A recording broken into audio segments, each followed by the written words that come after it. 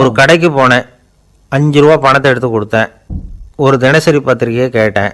அவர் உடனே அங்கே அடுக்கி வச்சுருந்த பத்திரிகையில் ஒன்று எடுத்து என் கையில் கொடுத்தார். வாங்கிக்கிட்டேன். மீதி பணத்தை எடுத்தார். அதையும் என் கையில் கொடுக்கணும்ல, கொடுக்கல. எதிரில் இருந்த பலகையில் வச்சு எடுத்துக்க சொன்னார். எப்பவும் அவர் அப்படி தான் பண்ணுவார். நானும் எடுத்துக்கிட்டு வந்துடுவேன். இவர் ஏன் இப்படி பண்ணுறாருங்கிறது எனக்கு ரொம்ப நாளாக ஒரு சந்தேகம். ஒரு நாள் அவர்கிட்டயே இதை கேட்டுவிட்டேன். ஏங்க, நீங்கள் உங்கள் கடைக்கு வந்து பொருள்கள் வாங்குறவங்களுக்கு நீங்கள் பாக்கி சில்லறையை கொடுக்குறப்போ பலகையில் வச்சு விட்றீங்க, கையில் கொடுக்க மாட்டேங்கிறீங்களே, ஏன் அப்படின்னு கேட்டேன். காசை கையில் கொடுத்தா நம்மக்கிட்ட இருக்கிற லட்சுமி போயிடுவா சார் அப்படின்னார். அதாவது பணம் செலவாயிடும் அப்படின்னு அர்த்தமா. இன்னொரு நண்பர், அவர் ஒரு நாள் வழக்கத்துக்கு மாறாக ரொம்ப சோகமாக உட்காந்துருக்கிறார். ஏங்க என்னாச்சு, ஏன் இப்படி கப்பலே கவிழ்ந்தது மாதிரி உட்காந்துருக்குறீங்க அப்படின்னு கேட்டேன். கப்பலே கவிழ்ந்திருந்தா கூட நான் இப்படி கவலைப்பட மாட்டேன் சார், வேற ஒன்று நடந்து போச்சுன்னார். என்னன்னு கேட்டேன். என் உச்சந்தலையில் பல்லி ஒன்று விழுந்துட்டுதுன்னார். அதுக்காகவா இப்படி அப்படின்னு ஆச்சரியப்பட்டேன். ஆமாங்க, பல்லி உச்சந்தலையில் விழுந்தால் பலன் என்னன்னு பஞ்சாங்கத்தில் பார்த்தேன், மரணம்னு போட்டிருக்கு அப்படின்னு சொல்லிவிட்டு அவர் தொடர்ந்து கவலைப்பட ஆரம்பிச்சிட்டார். இப்படியும் ஒருத்தர், என் கூட வேலை பார்க்குற ஒருத்தர் எப்படி தெரியுமா, தினமும் வலது காலை வச்சு தான் ஆஃபீஸுக்கு உள்ளே நுழைவார். என்னைக்காவது தவறுதலாக இடது காலை வச்சு உள்ளே வந்துட்டார்னா அன்னைக்கு பூரா மனசு சங்கடப்படுவார். எந்த வேலையும் சரியாக ஓடாது. கேரம் போர்டு ஆடுற ஒருத்தர் எப்போ ஆட உட்காந்தாலும் ஸ்ட்ரைக்கரை கை தவறி கீழே விழுற மாதிரி பண்ணி அதுக்கப்புறம் அதை எடுத்துக்கிட்டு ஆட உட்காருவார். ஏன்னா எப்போவோ ஒரு தடவை நிஜமாகவே அது வந்து கை தவறி கீழே விழுந்திருக்குது. அன்னைக்கு பிரமாதமாக ஜெயிச்சுட்டார். உடனே ஒரு முடிவுக்கு வந்துட்டார், கை தவறுனா லாபம் அப்படின்னு. அதுக்கப்புறம் அதையே பழக்கமாக்கிக்கிட்டார். பூனை குறுக்க போனால் சகனம் சரியில்லைன்னு நினைக்கிறவங்க உண்டு.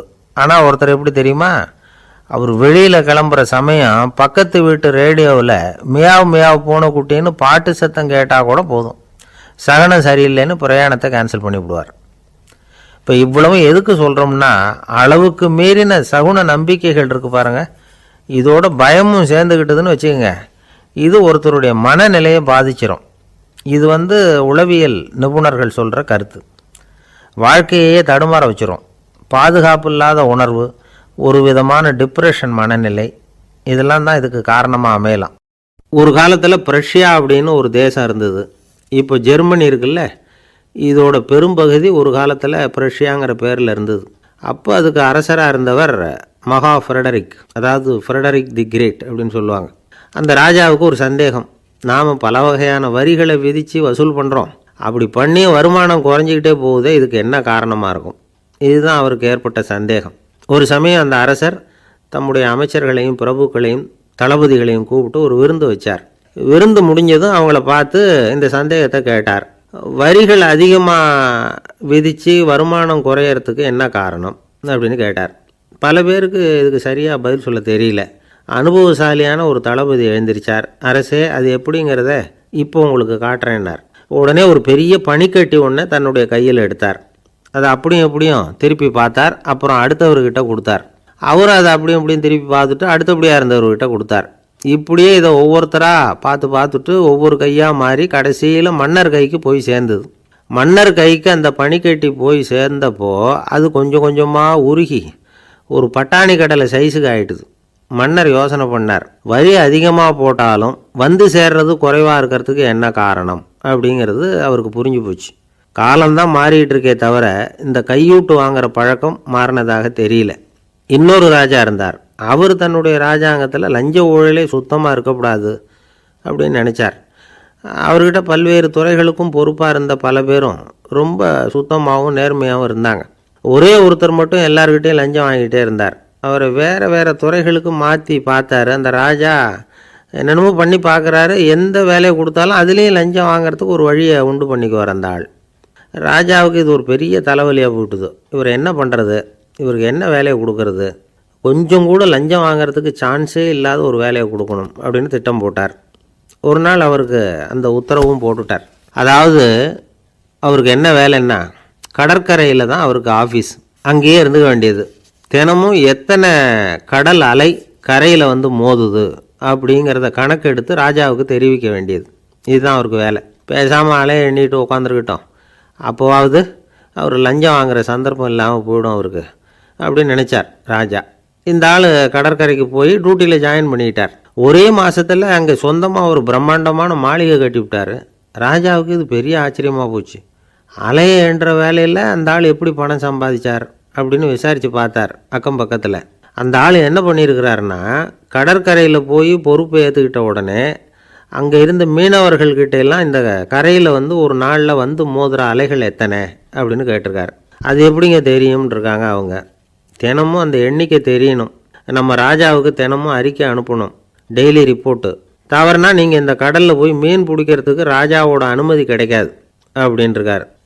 உடனே மீனவர்களும் பயந்து போட்டாங்க. கடலுக்கு போகிறதுக்கு அனுமதி இல்லைன்னா பட்டினி கிடக்கிறது மாதிரி ஆகிடுமே. மெதுவாக அந்த ஆளுகிட்ட போனாங்க, காதோட காதாக சொன்னாங்க, ஐயா எங்களால் கடல் அலையை எண்ண முடியாது. தினமும் எங்களால் முடிஞ்சதை உங்களுக்கு பணமாக கொடுத்துட்றோம். நீங்கள் தான் ராஜா கிட்ட சிபாரிசு பண்ணி நாங்கள் தொடர்ந்து மீன் பிடிக்கிறதுக்கு அனுமதி வாங்கி கொடுக்கணும் அப்படின்னு வேண்டிக்கிட்டாங்க. பணம் தினமும் சேர ஆரம்பிச்சுட்டுது. பதவியில் மற்ற பதவியோட இந்த பதவி எவ்வளவோ மேல் அப்படின்னு நினச்சிட்டான் அந்த ஆள். அது மட்டும் இல்லை, தயவு பண்ணி என்னை இந்த இடத்த விட்டு மாற்றி விடாதீங்க சார் அப்படின்னு வேற கேட்க ஆரம்பிச்சிட்டானா. எனக்கு இது மட்டும்தான் சார் தெரியும், இதை தவிர வேற எதுவும் தெரியாது அப்படின்னு சொல்லிக்கிட்டே காலம் தள்ளுறவங்க ரொம்ப பேர். அவங்கெல்லாம் கஷ்டப்பட வேண்டியிருக்கும். ஒருத்தர் தன்னுடைய தொழிலில் ரொம்ப கெட்டிக்காரராக இருக்கலாம். அதுக்காக எப்பவும் அதே ஞாபகத்தில் இருந்துக்கிட்டு உலகியல் அறிவு இல்லாமல் இருந்துடக்கூடாது, அது ஆபத்து. இதுக்காக நம்ம தாத்தா பாட்டிலாம் ஒரு கதை சொல்லுவாங்களே, கேள்விப்பட்டிருக்கீங்களா? ஒரு சமயம் ஒரு 4 பேர் சேர்ந்து வெளியூருக்கு பிரயாணம் போனாங்களாம். அந்த 4 பேர் எப்படி தெரியுமா? ஒருத்தர் வேதாந்தி, இன்னொருத்தர் சங்கீத வித்வான், 3வது ஆள் வைத்தியர், 4வது ஆள் ஜோசியர். இவங்க 4 பேரும் நண்பர்கள். அதனால் சேர்ந்து புறப்பட்டாங்க. வழியில் ஒரு ஊரில் தங்கினாங்க. இருட்டி போச்சு. அதனால் இன்றைக்கி ராத்திரி இங்கேயே தங்கி இருந்துட்டு நாளைக்கு புறப்படலாம் அப்படின்னு தீர்மானம் பண்ணாங்க. சாப்பாட்டுக்கு என்ன பண்ணுறது? அங்கேயே கடத்தெருவுக்கு போய் சாமான்லாம் வாங்கியாந்து சமைச்சு சாப்பிட்லாம்னு முடிவு பண்ணாங்க. 4 பேர் இருக்கிறதுனால ஆளுக்கு ஒரு காரியமாக செய்யலாம் அப்படின்னு வேலையை பிரிச்சுக்கிட்டாங்க. வைத்தியர் கரிகாய் வாங்க போனார், வேதாந்தி எண்ணெய் வாங்க போனார், ஜோசியர் பலசரக்கு வாங்க போனார், சங்கீத வித்வானுக்கு சமைக்கிற வேலை. எல்லாம் சரி, ஆனால் நடந்தது என்ன தெரியுமா? கடத்தெருவுக்கு காய்கறி வாங்க போனார்ல வைத்தியர், அங்கே போய் மார்க்கெட்டில் பார்த்தார். ஒவ்வொரு கறிகாயாக எடுத்து பார்த்தார். இது பித்தம், உடம்புக்கு ஒத்துக்காது, இது வாயு, உடம்புக்கு ஒத்துக்காது அப்படின்னு ஒவ்வொன்றா தள்ளினார். கடைசியில் ஒன்றுமே தேரல, வெறுங்கையோடு திரும்பி வந்துக்கிட்டு இருக்கிறார். எண்ணெய் வாங்க போனார் வேதாந்தி, அவர் ஒரு தொன்னையில் எண்ணெயை வாங்கினார். பேசாமல் அதை எடுத்துகிட்டு வர வேண்டியது தானே, முடியல. அவருடைய வேதாந்த மூளை சிந்திக்க ஆரம்பிச்சுட்டுது. இந்த தொன்னைக்கு எண்ணெய் ஆதாரமா அல்லது எண்ணெய்க்கு தொன்னை ஆதாரமா அப்படிங்கிற ஆராய்ச்சியில் இறங்கினார். என்னாச்சு தெரியுமா? அப்படி கவுத்து பார்த்தார். வாங்கின எண்ணெய் பூராவையும் வழியில் கொட்டிவிட்டு வெறும் தொன்னையோடு சேர்ந்தார். பலசரக்கு வாங்க போனார் ஜோசியர். அவர் ஒரு வழியில் பார்த்தாரு. வழியில் வந்தவங்களெல்லாம் அங்கங்கே ஒரு மரத்தடியில் உட்கார வச்சு அவங்களுக்கெல்லாம் ஆர்வம் சொல்ல ஆரம்பிச்சிட்டார். அப்படி ஒவ்வொருத்தராக சொல்லி முடிச்சுட்டு கடத்தருக்கு போய் சேர்ந்தார். இவர் அங்கே போய் சேர்றதுக்குள்ளே ரொம்ப நேரம் ஆகிட்டுது. கடையெல்லாம் பூட்டிவிட்டு போயிட்டாங்க. என்ன செய்கிறது? அவரும் வெறுங்கையோடு திரும்பி சேர்ந்தார். சரி, இவங்க கதை தான் இப்படி ஆச்சு. அங்கே சமைக்கிறதுக்காக உட்காந்துருந்தார் சங்கீத வித்வான். அவர் கதை என்னாச்சு தெரியுமா? அங்கே அவர் அடுப்பை பற்ற வச்சு ஒலையை கொதிக்க வச்சார். அதாவது ஒரு பானையில் தண்ணியை ஊற்றி அடுப்பில் வச்சார். அது கொதிக்க ஆரம்பிச்சிது. தண்ணி கொதிக்கிற சத்தம் இருக்குதுல்ல, அது இவருக்கு தாளம் போடுறது மாதிரி இருந்தது. ஒரே குஷி, பாட ஆரம்பிச்சிட்டார். பாடிக்கிட்டே உற்சாகமாக கையில் இருந்த கரண்டியால் அந்த பானையில் தட்டினார், தாளம் போடுறதா நினச்சிக்கிட்டு. அவ்வளவுதான், பானை பட்டுன்னு உடஞ்சி போச்சு. தலையில் கையை வச்சுக்கிட்டு அவரும் உட்காந்துட்டார். எந்த தொழில் தெரிஞ்சாலும் சரி, அதை புத்திசாலித்தனமாக பயன்படுத்த தெரியலன்னா ஆபத்து தான். அதுக்காக தான் இந்த கதை. ஒரு பஸ்ஸு டிரைவர் ரொம்ப கெட்டிக்காரர். பஸ்ஸை ரொம்ப திறமையாக ஆபத்து இல்லாமல் ஓட்டினதுக்காக பரிசுலாம் வாங்கினவர். அவரே ஒரு படகு ஓட்டுறதுக்காக அழைச்சிட்டு போயிருக்கிறாங்க, மோட்டார் படகு. அதையும் ரொம்ப திறமையாக தான் ஓட்டிகிட்டு போயிருக்கிறாரு. நடுக்கடலில் போனதும் படகு நின்று போச்சு. மோட்டாரில் ஏதோ கோளாறு. என்ன செய்யலாம் அப்படின்னு அந்த டிரைவரை கேட்டிருக்கிறாங்க படகுல இருந்தவங்கெல்லாம். அப்போ அவர் சொன்னாராம், கவலைப்படாதீங்க, ஒன்றும் பிரச்சனை இல்லை, எல்லாரும் கொஞ்சம் கீழே இறங்கி பின்னாடி தள்ளுங்க, மோட்டார் ஸ்டார்ட் ஆகிடும் அப்படின்னாராம். ஒரு ஊரில் ஒரு இளைஞன் இருந்தான். ஒரு நாள் அவன் ஒரு குருவை தேடிக்கிட்டு புறப்பட்டான். ஊரை விட்டு வெளியில் போனான். போகிற வழியில் ஒரு காடு. அந்த காட்டில் ஒரு மரத்தடியில் ஒரு பெரியவர் உட்காந்துருக்கிறார். அமைதியாக மௌனமாக அவர் அமர்ந்திருக்கிறார். இந்த பெரியவரை விசாரிக்கலாம், குருவை தேடி கண்டுபிடிக்கிறதுக்கு இவர் ஏதாவது ஒரு வழி சொல்லி கொடுப்பார் அப்படின்னு நினச்சிக்கிட்டு அவரை நெருங்கினான். ஐயா, எனக்கு ஒரு குரு தேவை, எங்கே கிடைப்பார், அவரை எப்படி அடையாளம் கண்டுபிடிக்கிறது, அதை பற்றி ஏதாவது விவரம் சொன்னீங்கன்னா நான் கண்டுபிடிச்சிக்குவேன் அப்படின்ட்டுருக்கான். பெரியவர் நிமிர்ந்து பார்த்தார். தம்பி, அது ரொம்ப சுலபம். அவர் வயசானவராக இருப்பார், என்னை விட சுமார் 30 வயசு அதிகமாக இருக்கும். அவர் ஒரு மரத்தடியில் தான் உட்காந்துருப்பார் அப்படின்ட்டுருக்கான். சரிங்க பெரியவரே, அது என்ன மாதிரியான மரம், எப்படி இருக்கும் அப்படின்னு கேட்டிருக்கான். பெரியவர் அந்த விவரங்களையும் சொல்லியிருக்கிறாரு. அது மட்டும் இல்லை, சந்திக்கிற நாள், நேரம், வினாடி முதற்கொண்டு எல்லா விவரங்களையும் துல்லியமாக சொன்னாராம்.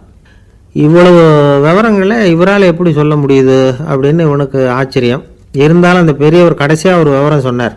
அது என்ன தெரியுமா, எப்படியும் நீ அவரை சந்திக்கிறதுக்கு ஒரு 30 வருஷம் ஆகும் அப்படின்னு சொல்லிவிட்டாராம். ரொம்ப நன்றிங்க பெரியவரே அப்படின்னு சொல்லிவிட்டு அந்த இளைஞன் புறப்பட்டுருக்கான். இப்போ அவனுக்கு குரு பற்றின விவரம் எல்லாம் கிடைச்சிட்டுது, சந்திக்கிற நேரமும் தெரிஞ்சுட்டுது. ஆனால் 30 வருஷம் அவரை தேடி அலைய வேண்டியிருக்குமே. அவன் தேட ஆரம்பித்தான். காடு மலை எல்லாம் சுற்றி அலைஞ்சான். பல வருஷங்கள் தேடினான், அழுத்து போயிட்டான். கடைசியில் அவனுக்கும் வயசாகிட்டுது. கடைசியில் தன்னுடைய சொந்த ஊருக்கே திரும்பி போய்கிட்டு இருந்தான். அங்கே ஒரு மரத்தடியில் அவன் தேடிக்கிட்டு இருந்த குருநாதர் கிடைச்சார். யார் அவருன்னா, 30 வருஷத்துக்கு முன்னாடி வழி சொல்லி கொடுத்தாருல அதே பெரியவர். அவருக்கு இப்போ 30 வயசு அதிகமாக இருந்தது. அதே மரம், அன்னைக்கு பெரியவர் சொன்ன அடையாளம் இப்போ பொருத்தமாக இருந்தது. இப்போ அந்த பெரியவர் சொன்னார், சரியாக வந்து சேர்ந்துட்ட, வா, உனக்காக தான் நான் இவ்வளவு காலமும் காத்துக்கிட்டு இருந்தேன் அப்படின்னாராம். என்ன சொல்கிறீங்கன்றிருக்கான். 30 வருஷத்துக்கு முன்னாடி என்கிட்ட வந்தியே, அப்போவே என் காலம் வந்து முடிஞ்சு போயிருந்தது. அப்போவே என்ன உனக்கு அடையாளம் தெரியல, அதனால் இவ்வளவு காலம் உனக்காக காத்துட்டு இருக்கும்படி ஆயிட்டுது அப்படின்னாராம். ஐயா, அப்போவே நீங்கள் சொல்லியிருக்கலாமே, இதுதான் 30 வருஷம் கழித்து நீ சந்திக்க போகிற இடம், நான் தான் உன்னுடைய குரு அப்படின்னு சொல்லியிருக்கலாமே அப்படின்ட்டுருக்கான். அந்த பெரியவர் சிரிச்சுக்கிட்டே இதுக்கு பதில் சொன்னாராம். நான் எவ்வளவோ விவரமாக தான் சொன்னேன், நீ சரியாக புரிஞ்சிக்கல. காரணம், அப்போ நீ போதுமான அளவுக்கு பக்குவம் பெற்றிருக்கவில்லை, அதனால் புரியும் சக்தி இல்லாமல் போயிட்டுதப்போ 30 ஆண்டு காலம் நீ அலைஞ்சி தெரிஞ்சிருக்கிற. அது காரணமாக இப்போ உனக்கு அந்த பக்குவம் வந்துட்டுது, அதனால தான் அடையாளம் காண முடிஞ்சுது, நானே உன்னுடைய குரு அப்படின்னாராம். இதுலேருந்து என்ன தெரியுதுன்னா, ஆன்மீகத்தில் மாணவனாக சேர்றதுக்கு கூட ஒரு பக்குவத்தன்மை தேவைப்படுது. ஒரு பெரிய ஞானி, அவர்கிட்ட சீடனாக இருக்க ஒருத்தன் வந்தான், எதிரில் நின்னான். ஞானி அவனை வெகு நேரம் உற்று பார்த்தார். அப்புறம் சொன்னார், சீடனாக இருக்கிறது ரொம்ப சிரமம்னார். நான் தயாராக இருக்கிறேன்னா. அது இன்னமும் சிரமமாச்சே, இங்கே வந்து குருவாக இருக்கிறது மட்டுமே சுலபம் அப்படின்னாராம். அப்படின்னா நான் குருவாகவே ஆயிடுறேன் அப்படின்னானா. இது போலவே இந்த காலத்தில் கதை ஒன்று உண்டு. ஒரு பள்ளிக்கூடத்தில் வகுப்பு ஆசிரியர் மாணவனை திட்டிக்கிட்டு இருந்தார். டேய், நீ 100க்கு 10 மார்க்கு தான் வாங்கிக்கிட்டு இருக்க, இவ்வளவு மோசமாக நீ படித்தா கடைசியில் மாடு மேய்க்கிறது கூட லாய்க்கு இல்லாதவனா ஆயிடுவேன், அதுக்கப்புறம் என்ன செய்ய போகிற அப்படின்னாராம். பையன் தலையை சொரிஞ்சிக்கிட்டே சொன்னானா, சார் அப்படின்னா ஒன்று செய்கிறேன் அப்படின்னானா. இவர் கேட்டிருக்கார், என்ன செய்ய போகிறேன்னு. வேற என்ன சார், உங்களை மாதிரி ஒரு ஆசிரியர் ஆகிடுறேன் அப்படின்னானா. இமயமலை அடிவாரத்தில் ஒரு மடம், அங்கே ஒரு சன்னியாசி இருந்தார். அவர்கிட்ட ஒருத்தர் வந்தார். சுவாமி, ஆசையை உதற நினைக்கிறேன், முடியல, ஒட்டிக்கிட்டே வருது அப்படின்னாராம். இப்படி உட்கார, ஒரு கதை சொல்கிறேன் அப்படின்னு சொல்லி அவர் சொல்ல ஆரம்பித்தாராம். அவர் சொன்ன கதை என்னென்னா, ஒரு ஊரில் ஒரு ஆள் இருந்தான். அவன் பேர் குப்புசாமி. அவன்கிட்ட எப்பவும் ஒரு பழைய தொப்பி இருக்கும், விடவே மாட்டான். அதனால் அவனை எல்லாரும் தொப்பி சாமி அப்படின்னு தான் கூப்பிடுறது வழக்கம். ஒரு புது தொப்பி வாங்கிக்கப்படாதாப்பா அப்படின்னு நண்பர்கள்லாம் சொல்லி பார்த்தாங்க. பணத்துக்கு எங்கே போவேன் அப்படின்னு விட்டானா. பணம் வச்சுருக்கான், செலவு பண்ண மனசு வரல, மகா கஞ்சன். பழைய பாட்டில்கள்லாம் வாங்கி விற்றுக்கிட்டு இருந்தான். அப்படி ஒரு தடவை பழைய கண்ணாடி சாமான்களை ஏலத்தில் எடுத்தப்போ அதில் ஒரு அருமையான சென்ட்டு பாட்டில் கிடச்சிது. உடனே ஒரு ஐடியா பண்ணான். அந்த சென்ட்டை வந்து சின்ன சின்ன பாட்டில்களில் அடைச்சி ஜன்னல் ஓரமாக அடுக்கி வச்சுட்டான். அதை விற்றா நிறைய பணம் கிடைக்குமே, அதனால்.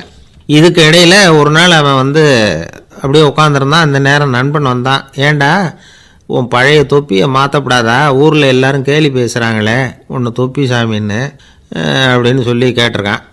இந்த சென்ட்டு பாட்டில் விற்றதும் பணம் வரும், அதுக்கப்புறம் பார்க்கலாம் அப்படின்னு நானா. இவன் சரி வா, நீச்சல் குளத்துக்கு போயிட்டு வருவோம் அப்படின்னு கூப்பிட்ருக்கான் நண்பன். 2 பேரும் போனாங்க. அதே நேரம் அந்த ஊர் நீதிபதியும் அங்கே குளிக்க வந்தாராம். அவர்கிட்ட இருந்தது விலை வசந்த ஒரு புது தொப்பி. அதை அங்கே இருந்த ஸ்டாண்டில் மாட்டிவிட்டு குளிக்க போனார். இதுக்கு இடையில் குப்புசாமி குளிச்சுட்டு வந்தான். அவனுடைய பழைய தொப்பியை காணலை. அந்த புது தொப்பியை பார்த்தா இது நண்பனுடைய வேலை தான் அப்படிங்கிறதாக புரிஞ்சுக்கிட்டு அதை எடுத்து மாட்டிகிட்டு வந்துட்டான். நீதிபதி குளிச்சுட்டு வந்து பார்க்குறாரு, தொப்பியை காணும். போலீஸில் புகார் கொடுத்தார். அவங்க வந்து தேடினாங்க. ஒரு மூலையில் பழைய தொப்பி கிடச்சிது. அடடா, இது நம்ம குப்புசாமியோட தொப்பி இல்லையா அப்படின்னு நானும் ஒருத்தன். உடனே அவன் வீட்டுக்கு தேடிட்டு போயிருக்காங்க. அங்கே போய் பார்த்தா புது தொப்பி அங்கே இருக்குது. உடனே அவனுக்கு 1000 ரூபா அபராதம் போட்டாங்களாம். அவன் பணத்தை கட்டிவிட்டு ரொம்ப எரிச்சலோடு வீட்டுக்கு வந்தான். பழைய தொப்பி கண்ணில் பட்டது. மறுபடியும் உன்னால் தானே எனக்கு 1000 ரூபா நஷ்டம் அப்படின்னு சொல்லி அதை எடுத்துக்கிட்டு அப்படி போயிருக்கான். அந்த ஊர் குளத்தில் வீசி எரிஞ்சிட்டு வந்துட்டான். அது மீன் பிடிக்கிற ஒருத்தன் கையில் சிக்கிச்சு. அவன் வர்ற வழியில் அதை எடுத்து வேகமாக வீசி எறிஞ்சான். அது நேராக குப்புசாமி வீட்டு ஜன்னல் வழியாக உள்ளே வந்து இந்த சென்ட்டு பாட்டில்கள் மேலே உழுந்து எல்லாம் உடஞ்சி நொறுங்கி போச்சு. குப்புசாமி பார்த்தான். தோட்டத்தில் ஆழமாக ஒரு குழியை வெட்டினான். அந்த தொப்பியை போட்டான், மூடிவிட்டான். இதை அடுத்த வீட்டுக்காரன் பார்த்தான். ஏதோ புதையல் தான் வச்சுருக்கான் போல இருக்குன்னு நினச்சான். போலீஸில் போய் புகார் கொடுத்துட்டான். மறுபடியும் போலீஸ் குழியை தோண்டினாங்க. பழைய தொப்பி மறுபடியும் வெளியில் வந்தது. எல்லோரும் சிரிக்கிறாங்க. அன்னைக்கு ராத்திரியே அந்த தொப்பியை எடுத்துக்கிட்டு நேராக புறப்பட்டான். ஒரு கல்லில் அதை சேர்த்து கட்டி குடிநீர் தொட்டி இருக்கும்ல, அதில் போட்டுட்டு வந்துட்டான். இனிமேல் என்ன பண்ணும் பார்ப்போன்னு. ஒரு நாள் திடீர்னு குழாயெல்லாம் அடைப்பட்டு போச்சு. மாநகராட்சி அலுவலர்கள் வந்து என்னன்னு பார்த்தா அந்த பழைய தொப்பி குழாயை அடைச்சிக்கிட்டு இருக்குது. இது குப்புசாமியோட தொப்பிங்கிறது தான் எல்லாருக்கும் தெரியுமே. உடனே குடிநீரை வந்து பாழாக்கணத்துக்காக குப்புசாமிக்கு கோர்ட்டு 2500 ரூபா அபராதம் போட்டுவிட்டுது. அதையும் கட்டிவிட்டு வெளில வந்தான். கடைசியாக முடிவு பண்ணான். ஒரு நெருப்பு குச்சியை கிழிச்சான். தொப்பியை கொளுத்தினான். எரிஞ்சது. எடுத்து வெளில எரிஞ்சான். கொஞ்ச நேரத்தில் தீ அணைப்பு படம் வந்துட்டுது. ஆமாம், இவன் எடுத்து எரிஞ்சது வெளியில் விழுந்து வீட்டு கூரையே பற்றிக்கிட்டு எரிய ஆரம்பிச்சுட்டுது. அவனோட பணத்தாசையும் அதோடு சேர்ந்து எரிஞ்சு போச்சான். இப்படி ஒரு கதை. இந்த கதையை சொல்லி முடித்தார் அந்த இமயமலை அடிவாரத்தில் இருந்த சன்னியாசி. இப்போ அந்த குப்புசாமி எங்கே இருக்கிறான்னு கேட்டார் எதிரில் இருந்தவர். இதோ உன் எதிரிலே இருக்கிறான், நான் தான் அந்த குப்புசாமி அப்படின்னாரான் அந்த சன்னியாசி. அந்த குப்புசாமி கிட்ட இருந்தது மாதிரி ஒரு பழைய தொப்பி நம்ம ஒவ்வொருத்தர்கிட்டையும் உண்டு. அதை எப்படி தொலைக்கிறதுன்னு தெரியாமல் தடுமாறிக்கிட்டு இருக்கிறோம். அது என்ன தொப்பிங்கிறீங்களா? அதுதான் நம்மை சூழ்ந்திருக்கிற மாயை அப்படிங்கிறார் சுவாமி சின்மயானந்தர். மெய்ஞானம் கிடைக்கிறப்போ மாயை வந்து எரிஞ்சு போகும் அப்படிங்கிறது அவருடைய கருத்து. நம்மால் ஒருத்தர் வேகமாக ஓடி வந்தார். காலில் மாட்டியிருந்த பழைய செருப்பு 2ஐயும் ஆவேசமாக தூக்கி ஒரு கிணத்துல போட்டுட்டு வெறுங்காலோடு நடந்து வந்துக்கிட்டு இருக்கிறார். ஏன் அப்படி பண்ணீங்க அப்படின்னு கேட்டோம். அந்த செருப்புக்கு சொந்தக்காரன் வந்து பின்னாடி வந்துக்கிட்டு இருக்கிறான், அதனால் அப்படி பண்ணேன் அப்படிங்கிறார் இவர். காசியில் இருக்கிற கடவுள் காசி விஸ்வநாதர், அங்கே இருக்கிற தேவி காசி விசாலாட்சி. இவங்க 2 பேரும் ஒரு நாள் பேசிக்கிட்டு இருந்தப்போ கடவுள் சொன்னார், இந்த மனிதர்களை நாம் ரொம்பவும் நம்பிக்கையோடு தான் படைச்சிருக்கிறோம். இருந்தாலும் அவங்களுக்கு தான் நம்பிக்கை இல்லை, எதுலேயும் ஒரு உண்மையான நம்பிக்கை இல்லாமல் வாழ்ந்துக்கிட்டு இருக்கிறாங்க அப்படின்னார். என்ன அப்படி சொல்கிறீங்க? அதோ பாருங்கள், எவ்வளவு பேர் காசியை தேடிட்டு வந்து கங்கையில் குளிச்சுக்கிட்டு இருக்கிறாங்க. அவங்களெலாம் நம்பிக்கை இல்லைன்னா இவ்வளவு தூரம் தேடிட்டு வந்து இங்கே குளிப்பாங்களா அப்படின்னு நாங்கள் தேவி. சரி, அதை சோதித்து பார்க்கலாம் அப்படின்னு 2 பேரும் முடிவு பண்ணிக்கிட்டாங்க. உடனே ஒரு திட்டம் போட்டாங்க. அது எப்படின்னா, நாம் 2 பேருமே பக்தர்கள் மாதிரி உருவத்தை மாற்றிக்கிட்டு கங்கை கரைக்கு போக வேண்டியது. நான் வந்து கங்கையில் இறங்கி குளிக்கிறேன். கொஞ்ச நேரத்தில் சுழலில் மாட்டிக்கிட்டது மாதிரி நடிக்கிறேன். நீ உடனே கரையிலிருந்து சத்தம் போடும். என்னோடய வீட்டுக்காரரை யாராவது காப்பாற்றுங்களேன்னு சத்தம் போடும். அதோடு இன்னொன்று சொல்லு, யாராவது ஒரு புண்ணிய ஆத்மா அவர்கிட்ட போய் அவருடைய முடியை பிடிச்சி இழுக்கணும். அப்படி ஒரு சாபம் இருக்குது எங்களுக்கு. புண்ணிய ஆத்மா, அதாவது எந்த பாவமும் செய்யாத இல்லாத ஒருத்தர் தான் அவரை காப்பாற்ற முடியும். அப்படிப்பட்டவங்க யாராவது வெள்ளத்தில் குதித்து என்னுடைய கணவரை காப்பாற்றுங்கோ அப்படின்னு நீ சத்தம் போடு, கூச்சல் போடு, என்ன நடக்குதுன்னு பார்க்கலாம் அப்படின்னார் கடவுள். சரின்னு சொல்லி 2 பேருமா சாதாரண பக்தர்கள் மாதிரி கங்கை கரைக்கு வந்து சேர்ந்தாங்க. அவர் இறங்கி குளித்தார். திட்டம் போட்டது மாதிரியே சுழலில் மாட்டிக்கிட்டது மாதிரி கத்துனார்.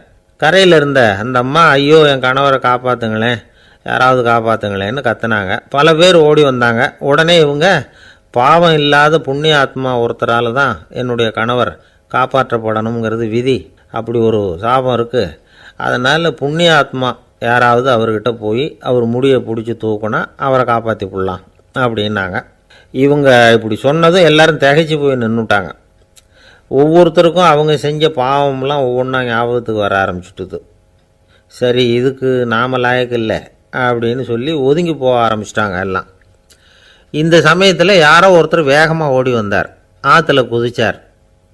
அவர்கிட்ட போனார், முடியை பிடிச்சார், தூக்குனார், அவரை காப்பாற்றி கரைக்கு கொண்டுட்டு வந்துட்டார்.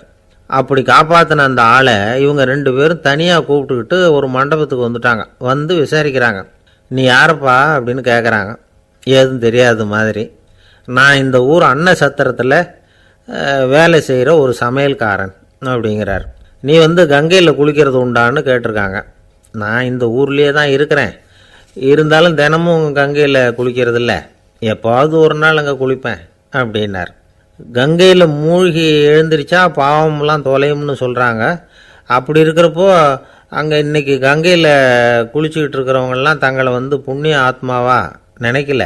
கங்கையில் குளிக்காத நீ உன்னை வந்து புண்ணிய ஆத்மாவா நினச்சி என்னை காப்பாற்ற வந்திருக்கிற, அது எப்படி அப்படின்னு கேட்டார். அதுக்கு அந்த ஆள் சொல்கிறான், கங்கையில் குதிச்சதுக்கு அப்புறம் தானே உங்களை காப்பாற்ற போகிறோம். அப்படி குதிக்கும் பொழுது என்னுடைய பாவம்லாம் போயிருக்கும்ல, நான் புண்ணிய ஆத்மாவாக ஆயிருப்பேனே, அதனால தான் துணிஞ்சு வந்து உங்களை காப்பாற்றினேன் அப்படின்னா. கடவுளும் தேவியும் அவனுக்கு வந்து காட்சி கொடுத்தாங்களாம். இப்படி ஒரு கதை உண்டு. அதாவது கங்கையில் குளிச்சுக்கிட்டு இருக்கிறவங்களுக்கே தங்களுடைய பாவம் போகுங்கிற நம்பிக்கை பரிபூர்ணமாக இல்லை. குளிக்காத ஒருத்தனுக்கு அந்த நம்பிக்கை இருந்தது. அதனால் அவனால் கடவுளை பார்க்க முடிஞ்சது. கடவுளை வந்து நாமளும் பார்க்க முடியுமா முடியாதா அப்படிங்கிற குழப்பம்லாம் நமக்கு வேண்டியதில்லை. நம்பிக்கையோடு வாழணுங்கிற உண்மையை மட்டும் இந்த கதையிலேருந்து புரிஞ்சுக்கிட்டா போதும். ஏன்னா இந்த கதையை கேட்டுட்டு ஒரு நண்பன் குதர்க்கமாக ஒரு கேள்வி கேட்டான். ஏன் சார், கங்கையில் குளித்தா பாவம் போயிடும்னு சொல்கிறீங்களே, நான் எனக்கு வேண்டாத ஒருத்தனை அழைச்சிட்டு போய் கங்கையிலேயே தள்ளி விட்டுட்டு அதுக்கப்புறம் அங்கேயே முழுக்க போட்டுட்டு நான் செஞ்ச பாவத்தை வந்து அதுலேயே கழுவி விட்டுட்டு மறுபடியும் உங்ககிட்ட வந்துடுறேன்னு வச்சுக்கோங்க, நீங்கள் என்னை வந்து புண்ணிய ஆத்மான்னு ஏற்றுக்குவீங்களா அப்படிங்கிறான். ஆள் கொஞ்சம் ஆசைந்தான், நம்மளே அங்கே அழைச்சிட்டு போனாலும் போயிடுவான். வாழ்க்கையில் சில சந்தர்ப்பங்களில் நாம் வந்து சில அவமானங்களை சந்திச்சே தீர வேண்டியிருக்கு. என்ன பண்ணுறது, காலம் அப்படி. அவமானப்படுறவங்க உடனே அடங்கி போய்டுறது தான் உலக வழக்கம். அவமானப்பட்டால் உடனே சீறி எழறவங்களும் உண்டு. ஆனால் அதையே ஒரு சவாலாக எடுத்துக்கிட்டு முன்னுக்கு வர்றவங்களும் சில பேர் இருக்கிறாங்க. அவங்க ரொம்ப அபூர்வம். இன்றைக்கி மனோதத்துவ நிபுணர்கள்லாம் என்ன சொல்கிறாங்க தெரியுமா, அவமானப்பட்டுட்டா உடனே அடங்கி போயிடக்கூடாதான், அதையே ஒரு சவாலாக எடுத்துக்கிட்டு மனசில் ஒரு வைராக்கியத்தோடு முயற்சி பண்ணினா வாழ்க்கையில் எல்லாரும் முன்னேறலாமா. அவமானங்கிறத நாம் வந்து வைராக்கியமாக மாற்றிக்கணும், அதுதான் வெற்றிக்கு வழி. ராமர் வந்து இந்த பூமியில் பிறந்ததே ஒரு வைராக்கியத்தினால தான் சார் அப்படின்னார் ஒருத்தர். எப்படிங்க அது அப்படின்னு கேட்டேன். அவர் சொன்னார், தசரதருக்கு ராமர் வந்து குழந்தையாக வந்து பிறக்கணும், அப்போ தான் இங்கே இருக்கிற கஷ்டங்கள்லாம் நீங்கும் அப்படின்னு சர்வ லோகமும் எதிர்பார்த்துக்கிட்டு இருக்குது. ஆனால் அவர் எப்போ வந்து பிறப்பார் அப்படின்னு யாருக்கும் தெரியல. அந்த காரியம் சீக்கிரம் நடக்கணுமே, அதுக்கு என்ன பண்ணுறது. நாரதர் வந்தார் ஒரு நாள் தசரதரை தேடி. தசரதா, உனக்கு ஒரு செய்தி தெரியுமான்னு ஆரம்பித்தார். அவர் எப்பவும் இப்படித்தானே ஆரம்பிக்கிறது வழக்கம். என்ன விஷயம்னு கேட்டார் தசரதர். தசரதா, நீ அடிக்கடி உன்னோட தேரில் ஏறிக்கிட்டு தேவலோகத்துக்கு போகிற, அங்கே போகிற வர்ற எல்லாம் பண்ணிகிட்ருக்க, எல்லாம் சரி. தேவலோகத்துலேயும் உன்னை நல்லபடியாக தான் வரவேற்கிறாங்க. தேவேந்திரன் உன்னை பிரியமாக அழைச்சிட்டு போய் தன்னுடைய அரியாசனத்திலேயே தனக்கு பக்கத்திலேயே உட்கார வைக்கிறான். நீயும் சந்தோஷமாக உட்காந்து பேசிவிட்டு வந்துடுற. ஆனால் நீ இங்கே வந்ததுக்கு அப்புறம் அங்கே என்ன நடக்குது தெரியுமா உனக்கு அப்படின்னாரான் நாரதர். என்ன நடக்குது எனக்கு ஒன்றும் தெரியலையே அப்படின்னாரான் தசரதர். நாரதர்கிட்ட வந்து கிட்டத்தில் வந்து கேட்டிருக்கார், கொஞ்சம் சொல்லுங்கள் என்னது அப்படின்னு. அவர் நெருங்கி வந்தாரான் நாரதரும். மெதுவாக அவர் காதோட காதாக சொன்னாராம். அதாவது நம்ம பாஷையில் சொல்லப்போனால் பற்ற வைக்கிறார். நீ அங்கே தேவேந்திரங்கிட்ட உட்காந்து பேசிவிட்டு வந்த பிறகு நீ அங்கே உட்காந்துருந்த அரியாசனத்தை தண்ணி ஊற்றி கழுவி சுத்தப்படுத்துகிறாங்க. நீ என்ன அந்த அளவுக்கு சுத்தம் இல்லாத ஆளா, தினம் குளிக்காமையாக இருக்கிற அப்படின்னாராம். தசரதருக்கு இது ரொம்ப அவமானமாக போயிட்டுது. அப்படியே செய்கிறாங்க அப்படின்னாராம். ஆமாம், நீ வேணும்னா நான் சொல்கிறது உண்மையா இல்லையா அப்படின்னு சோதனை பண்ணி பார்த்துக்கோ அப்படின்னாரான் நாரதர். உடனே தசரதர் இதுக்காகவே புறப்பட்டு தேவலோகம் போனார். அங்கே வழக்கம் போலவே இவரை கூப்பிட்டு உட்கார வச்சு பேசிக்கிட்டு இருந்தான் தேவேந்திரன். கொஞ்ச நேரம் பேசிக்கிட்டு இருந்துட்டு சரி நான் கிளம்புறேன்னு புறப்பட்டார். சரி, அவனும் வாசல் வரைக்கும் வந்து வழி அனுப்பி வச்சுட்டு உள்ளே போயிட்டான். தசரதர் வெளியில் கொஞ்ச நேரம் மறைஞ்சி இருந்துட்டு மெதுவாக உள்ளே எட்டி பார்த்தார் என்ன நடக்குதுன்னு. நாரதர் சொன்னது உண்மைதான். தசரதர் உட்கார்ந்திருந்த ஆசனத்தை அங்கே 2 தேவர்கள் கழுவி சுத்தப்படுத்திக்கிட்டு இருக்கிறாங்க. தசரதரால் இதை தாங்கிக்க முடியல. அவருக்கு ரொம்ப அவமானமாக போச்சு. நேராக கிடுகிடுன்னு தேவேந்திரங்கிட்டே போனார். நான் உட்காந்துருந்த இருக்கையை சுத்தம் பண்ணுறியே, நான் என்ன அந்த அளவுக்கு பாவியா அப்படின்னு கேட்டார். ரொம்ப கோபமாக கேட்டார். தசரதரே, மனுஷனுக்கு 3 கடன்கள் உண்டு. தேவ கடன், ரிஷி கடன், பித்ரு கடன். இதை தீர்க்காதவன் பாவியாகிறான். இதில் மகனை பெறுவதால் தான் பித்ரு கடன் தீரும். உனக்கு மகன் கிடையாது, அதனால் நீ பாவியாகிற. பாவி உட்கார்ந்துருந்த இடம்ங்கிறதுனால அதை சுத்தம் செய்ய வேண்டியது எங்கள் கடமை அப்படின்னு நானும் தேவேந்திரன். இந்த இடத்துல தசரதருக்கு ஏற்பட்ட அவமானம் ஒரு வைராக்கியமாக மாறிச்சு. தேவேந்திரனே கேட்டுக்கோ, ஒரு மகனை பெற்ற பிறகு தான் இந்த சபையில் மறுபடியும் அடி எடுத்து வைப்பேன் அப்படின்னு சொல்லிவிட்டு போயிட்டாரான். போய் புத்திர காமேஷ்டி யாகம் பண்ணார். புத்திரர்கள் பிறந்தார்கள். இந்த கதையில் உள்ள கருத்து என்னென்னா, தேவேந்திரன் தசரதரை அப்படி அவமானப்படுத்தலைன்னா அவருக்கு இப்படி ஒரு வைராக்கியம் பிறந்திருக்குமா? யோசிச்சு பார்க்கணும். நமக்கு ஏற்படுகிற சில அவமானங்களையும் வைராக்கியமாக மாற்றிக்குவோம். அப்படி மாற்றிக்கிட்டோம்னா வாழ்க்கையில் முன்னேறலாம். நம்ம ஆளுங்க சில பேர் அவமானத்தை வைராக்கியமாக மாற்றிக்கிறது எப்படி தெரியுமா? நம்மகிட்ட ஒரு பையன் சொன்னான், எங்கள் அப்பா என்னை எல்லாருக்கும் முன்னாடி வச்சு திட்டிவிட்டார், பொறுப்பு இல்லாமல் ஊர் சுற்றுறேன்னு சொல்லி அவமானப்படுத்தி விட்டார். இனிமேல் நீ என் முகத்திலேயே முழிக்காதரா போடான்னு வேற சொல்லிவிட்டார். எனக்கு ரோஷம் வந்துட்டுது. அந்த அவமானத்தை வைராக்கியமாக மாற்றிக்கிட்டேன். அன்னையிலேருந்து அவர் முகத்திலேயே முழிக்கிறதில்ல அப்படின்னா. அப்படியான்னு கேட்டோம். ஆமாங்க, அவர் வீட்டில் இல்லாத நேரமாக பார்த்து உள்ள சமையல் கட்டுக்கு போய் சாப்பிட்டுட்டு நைஸாக வெளியில் வந்துடுவேன் அப்படிங்கிறான் அவன். ஜவஹர்லால் நேரு பிரதமராக இருந்த சமயம் அவர் ஒரு தடவை சென்னைக்கு வந்திருக்கிறார்.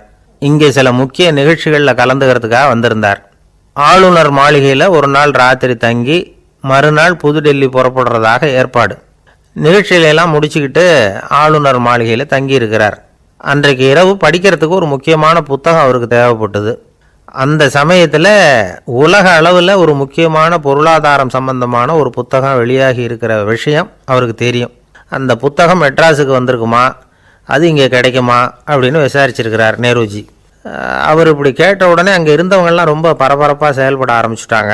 முக்கியமான இடங்கள்ல எல்லாம் விசாரிச்சிருக்கிறாங்க அந்த புத்தகம் உங்ககிட்ட இருக்கான்னு. சென்னையில் உள்ள கன்னிமாரா நூல் நிலையத்துக்கு எப்படியும் அந்த புத்தகம் வந்திருக்கணும் அப்படின்னு ஒரு நம்பிக்கை. அங்கே விசாரித்தாங்க. அந்த புத்தகம் 2 நாளைக்கு முன்னாடி தான் அங்கே வந்திருக்குது அப்படிங்கிற விஷயம் தெரிஞ்சுது. உடனே எல்லோரும் அங்கே ஓடினாங்க. அவங்களுக்கு இன்னொரு சந்தேகம், புத்தகம் வந்திருக்கு சரி, அது இந்த சமயத்தில் வேறு யாரும் படிக்கிறதுக்கு எடுத்துகிட்டு போயிருக்கக்கூடாதே அப்படிங்கிற சந்தேகம் இருந்தாலும் மனசுக்குள்ளே ஒரு தைரியம். இப்படி ஒரு புத்தகம் வெளிவந்திருக்கிற விஷயமே நேருஜி சொல்லி தான் நமக்கே தெரியும். அதுவும் இல்லாமல் உலக பொருளாதாரம் சம்பந்தமான ஏதோ ஒரு புத்தகம் அது. அதை போய் இந்த நேரத்தில் அவ்வளவு ஆர்வமாக யார் எடுத்துகிட்டு போயிட போகிறாங்க அப்படிங்கிற தைரியம். இந்த தைரியத்தோடு அந்த நூல் நிலையத்துக்கு ஓடினாங்க. புத்தகத்தை தேடினா அது கிடைக்கல. யாரோ எடுத்துகிட்டு போயிருக்கிறாங்க. நேருவுக்கு மட்டுமே தெரிஞ்சிருந்த அந்த புத்தகம் பற்றின விஷயம் சென்னையில் வேற ஒருத்தருக்கும் தெரிஞ்சிருக்குது. உடனே எல்லாரும் பரபரப்பாக அந்த அதுக்குன்னு இருக்கிற ரிஜிஸ்டர் இருக்குல்ல, பதிவேடு, அதை புரட்டி பார்க்குறாங்க யார் எடுத்துகிட்டு போகிறாங்கன்னு தெரிஞ்சுக்கிறதுக்காக.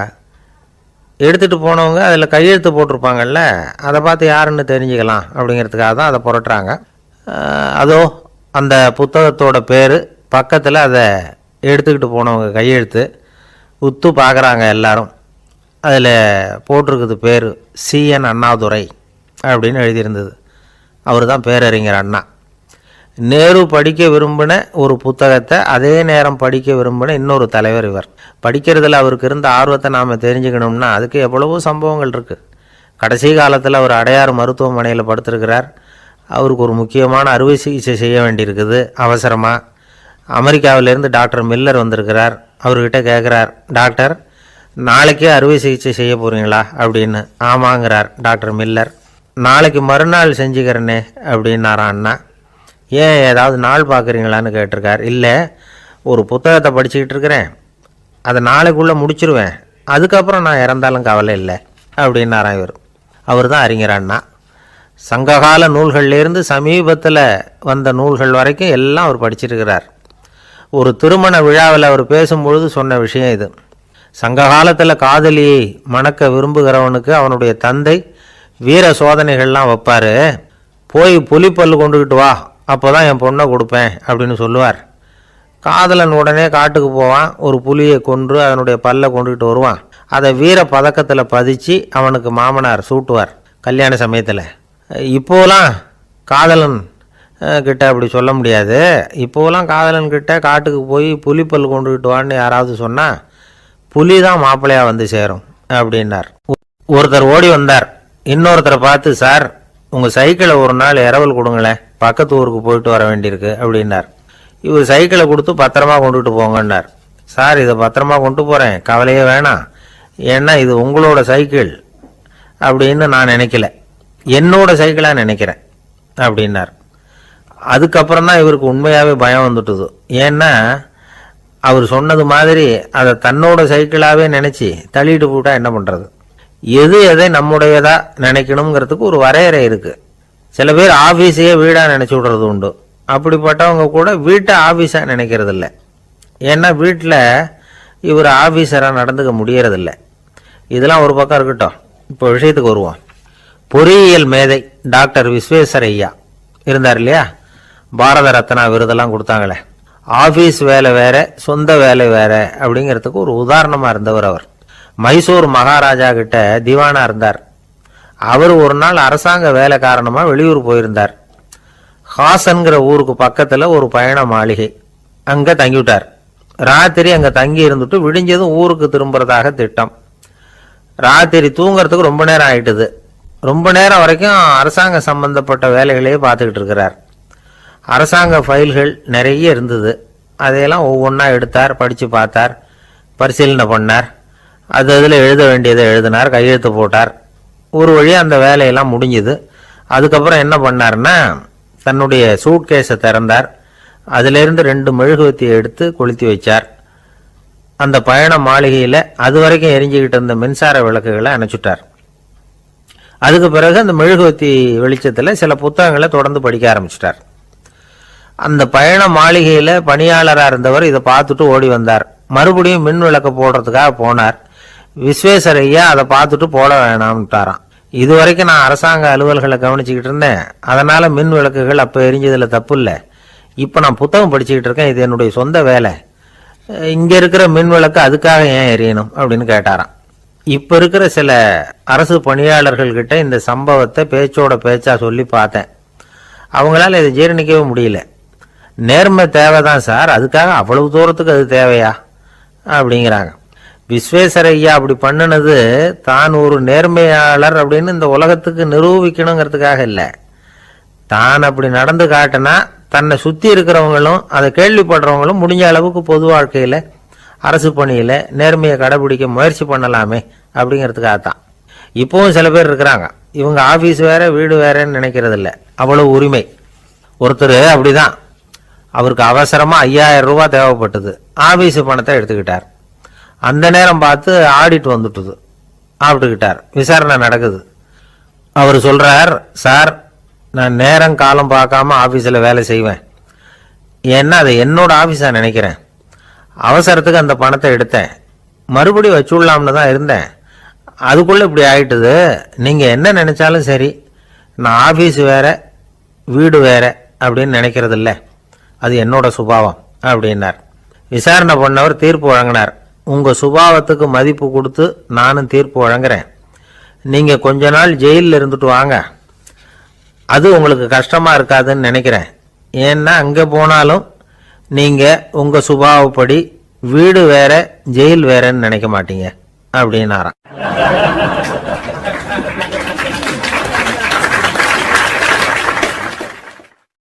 திபேத் நாட்டில் புத்த மடாலயங்கள் நிறைய உண்டு. அதுக்கு ஒரு தலைமையகமும் உண்டு. அது இந்த திபேத் தலைநகரம் லாசாவில் இருக்குது. ரொம்ப காலத்துக்கு அப்பால் அதை பற்றிலாம் நிறைய விவரங்கள் எழுதி வச்சிருக்கிறாங்க. அது இப்போவும் நமக்கு கிடைக்குது. அதாவது ரொம்ப தூரத்துக்கு அந்தாண்ட மலைகளுக்கு நடுவில் ஒரு கிளை மடாலயம். அந்த மடத்தின் தலைவருக்கு வயசாயிட்டு தான், அதனால் தலைமை பொறுப்பை வேற ஒருத்தர்கிட்ட ஒப்படைக்கலாம் அப்படின்னு முடிவு பண்ணாராம். உடனே ஒரு லாமாவை கூப்பிட்டார். அவர் மூலமாக தலைமை மடாலயத்துக்கு செய்தி அனுப்புனார். பொருத்தமான வாரிசு ஒருத்தரை அனுப்பி வைக்கும்படியாக. அந்த வாலிப லாமா புறப்பட்டார். காடு மேடெல்லாம் நடந்து போறார். ரொம்ப நாள் கழிச்சு தலைமை பீடத்தை அடைஞ்சார். தலைமை குரு கிட்ட விவரத்தை சொன்னார். தகுதியான ஒருத்தரை அனுப்பி வச்சா அழைச்சிட்டு போறேன் அப்படின்னார். சரி, நாளைக்கு காலையில் நீங்கள் அவங்க எல்லாரையும் அழைச்சிட்டு போகலாம்னார் அவர். அவங்க எல்லாரையுமா? அங்கே தேவைப்படுறது ஒருத்தர் தானே அப்படின்னார் இவர். ஆமான்னார். அப்புறம் ஏன் எல்லாரையும் அழைச்சிட்டு போக சொல்கிறீங்கன்னார். அது இப்போ உனக்கு புரியாது. நான் ஒரு 100 பிக்குகளை அனுப்புகிறேன், அதாவது பிட்சுகளை. அவ்வளவு பேரையும் அங்கே வச்சு சமாளிக்க முடியாது அப்படின்னாரு இவர். இருந்தாலும் இப்போ அந்த தலைமை குரு என்ன சொன்னார்னா, அதை பற்றி கவலைப்படாத, நான் 100 பேரை அனுப்புகிறேன். அதில் 99 பேர் வழியிலேயே காணாமல் போடுவாங்க, ஒருத்தன் மட்டும்தான் வருவான். அவனும் அங்கே வந்து சேர்ந்துட்டானா நீ ரொம்ப கொடுத்து வச்சவன் அப்படின்னார். இவருக்கு ஒன்றும் புரியல. இருந்தாலும் மறுநாள் அந்த வாலிப லாமா 100 பேரை அழைச்சிக்கிட்டு புறப்பட்டார். போகிற வழியிலேயே பல பேர் அங்கங்கே பிச்சுக்கிட்டு போயிட்டாங்க. அவர் சொன்னது மாதிரியே வழியில் அவங்க ஊர்கள் இருந்தது தான் காரணம். அப்பா அம்மாவை பார்த்துட்டு வரேன் அப்படின்னு கொஞ்சம் பேர் போனாங்க. சொந்த பந்தத்தை பார்த்துட்டு வரேன் அப்படின்னு கொஞ்சம் பேர். ஒரு வாரம் ஆச்சு. இப்போ மிஞ்சினது 10 பேர் தான். வழியில் ஒரு நகரம். அங்கே சில பிட்சுக்கள் வந்து சந்திச்சாங்க. எங்கள் மடத்து தலைவர் இறந்துட்டார், உங்களில் யாராவது ஒருத்தர் எங்களுக்கு தலைவராக முடியுமா அப்படின்னு கேட்டாங்க. 10 பேரும் தயார். அதில் ஒருத்தரை அழைச்சிக்கிட்டு அவங்க போயிட்டாங்க. இன்னொரு ஊரில் சில பேர் வந்தாங்க, வழி மறிச்சாங்க. நில்லுங்க, எங்கள் மன்னர் மகளுக்கு திருமணம், அதை நடத்தி வைக்க 3 லாமாக்கள் தேவை அப்படின்னாங்க. இப்படி கொஞ்சம் கொஞ்சமாக எல்லாரும் காலி. கடைசியில் 2 பேரும் மிஞ்சினாங்க. அங்கே ஒரு இளம்பெண் எதிரில் வந்தா. எங்கள் அப்பா வேட்டைக்கு போயிருக்கிறாரு, இன்னும் திரும்பி வரல. வீட்டில் வேற யாரும் இல்லை, தனியாக இருக்க பயமாக இருக்குது, யாராவது ஒருத்தர் எனக்கு துணையாக இருக்கணும் அப்படின்னு கேட்டுக்கிட்டா. எங்கள் 2 பேரில் நீயே ஒருத்தரை தேர்ந்தெடுத்துக்கோ, இல்லைன்னா எங்களுக்குள்ளே சண்டை வந்துடும் அப்படின்னாங்க. இப்போ மிஞ்சினவர் ஒருத்தர். அவருக்கும் ஒரு சோதனை வந்தது. ஒரு தர்க்கவாதி எதிரில் வந்தான். உன்னோட வாதம் பண்ணணும்னா. இவனோட வாதம் பண்ணுறேன், அது முடிய ரொம்ப காலம் ஆகலாம். தர்க்கத்தில் நான் ஜெயிச்சா அங்கே வரேன், இல்லைன்னா இவருடைய சீடனை ஆயிடுவேன் அப்படின்னார் அவர். கடைசியாக அழைக்க வந்த வாலிப லாமா மட்டும் வெறும் கையோடு திரும்பி போனார். அங்கே இருந்த வயசான மடாதிபதி கேட்டார், எத்தனை பேர் அங்கேருந்து புறப்பட்டீங்கன்னார். என்னையும் சேர்த்து 101ன்னார் அவர். நல்லது, நீயாவது திரும்பி வந்திய, அதுதான் எனக்கு போதும். ஏன்னா நீ தான் எனக்கு உண்மையான வாரிசு. அந்த 100 பேரில் யாரும் வரமாட்டாங்க அப்படின்னார் அவர். ஏன்னா அவருக்கு தெரியும் இவர் ஒருத்தர் தான் திரும்பி வருவாருங்கிறது. திபேத்தில் ஒரு பழங்கால பழமொழி உண்டாம், 100 பேர் செல்லலாம், எப்பொழுதாவது ஒருவன் அபூர்வமாக அடைய வேண்டிய இடத்தை அடைவான். இதுதான் அந்த பழமொழி. ஒரு உன்னதமான இலக்கை அடையணும்னா அது அவ்வளவு சுலபமான காரியம் இல்லை. இந்த காலத்து மடாலயம் ஒன்று, அதில் ஒரு தலைவர், அவருக்கு வயசாயிட்டுது, தனக்கு ஒரு வாரிசை நியமிக்கணும் அப்படின்னு ஆசைப்பட்டார். ரொம்ப கஷ்டப்பட்டு ஒருத்தரை பிடிச்சார். தனக்கு வாரிசா நியமிச்சுட்டு அவர் சமாதி ஆயிட்டார். புதுசாக பொறுப்பேற்றுக்கிட்டவர் அப்படியே உட்காந்துருந்தார். அவரை தேடிட்டு பத்திரிகை நிருபர்கள்லாம் வந்தாங்க, கேட்டாங்க. அவர் உங்கள் பொறுப்பில் அவர் பெரியவர் விட்டுட்டு போன இது எவ்வளவு சுமாராக தேரும், எவ்வளவு விட்டுட்டு போனார் அப்படின்னு கேட்டிருக்கிறாங்க. அது என்ன ஒரு 50 லட்சம் இருக்கும் அப்படின்னாராம். அவ்வளவும் பணமா அப்படின்னு கேட்டிருக்காங்க. இல்லைங்க, கடன் அப்படின்னாராம் இவர்.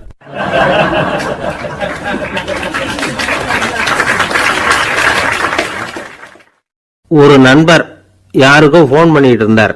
அவர் பேசி முடிச்சதும் நான் அவரை பார்த்து, இப்போ ஃபோன் பண்ணீங்களே, அந்த ஃபோன் நம்பர் என்ன அப்படின்னு கேட்டேன். அவர் தலையை சொரிஞ்சுக்கிட்டார், ஞாபகம் வரலன்னார். சரி சார், அதை விடுங்க, உங்கள் மனைவி பேர் என்ன அப்படின்னு கேட்டேன். மாலதின்னார். என்ன சார் இது வேடிக்கை, கொஞ்ச நேரத்துக்கு முன்னாடி பேசின ஃபோன் நம்பர் மறந்து போச்சு. எப்போவோ கல்யாணம் பண்ணிக்கிட்ட மனைவி பேர் மறக்கலை, அதை கரெக்டாக சொல்லிவிட்டீங்களே அப்படின்னு கேட்டேன். அவர் என்ன ஒரு மாதிரியாக பார்த்தார். அவர் அப்படி என்னை பார்த்ததில் ஒன்றும் தப்பு இல்லை, ஏன்னா நாம் எல்லாருமே அப்படித்தானே. ஒரு குறிப்பிட்ட காரியத்துக்காக தொலைபேசியில் ஒருத்தட்ட பேசுகிறோம், அதுக்கப்புறம் அந்த எண் நமக்கு அனாவசியம், அதனால் மறந்துடுறோம். இதுக்கு பேர் தான் தற்காலிக ஞாபகம். ஆனால் மனைவி பேரை மறந்துட முடியுமா?